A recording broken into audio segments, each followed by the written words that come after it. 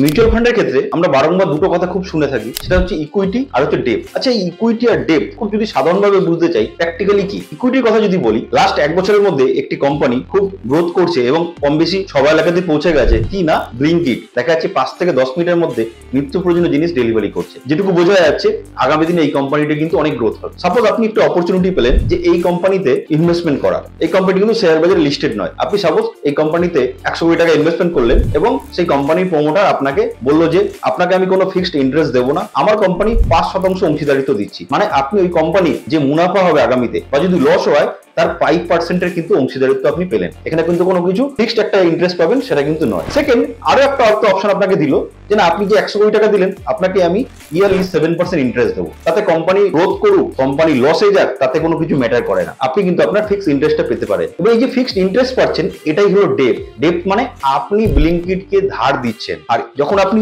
অংশীদারিত্ব নিচ্ছেন তখন কি হচ্ছে, আপনি কোম্পানির শেয়ার হোল্ডার হলেন। যদি কোম্পানি খুব ভালো গ্রোথ করে সেখানে কিন্তু আপনারও প্রফিটের হওয়ার চান্সেস অনেক বেশি, কিন্তু যদি কোম্পানি অনেক লস করে সেক্ষেত্রে অবভিয়াসলি আপনাকে লসও ক্যারি করতে হবে। তো বেসিক্যালি ইকুইটি আর ডেপ্ট বলতে এটাই বোঝে। ইকুইটি মানে আপনি অংশীদারিত্ব পাচ্ছেন, আবার ডেপ্ট মানে হচ্ছে আপনি ফিক্সড ইন্টারেস্টে সেখান থেকে ইন্টারেস্টটা পাচ্ছেন। যেমন ডেপ্ট বলতে আমরা যখন ব্যাংকে আরডি করি, এফডি করি, এগুলো কিন্তু ডেপ্ট।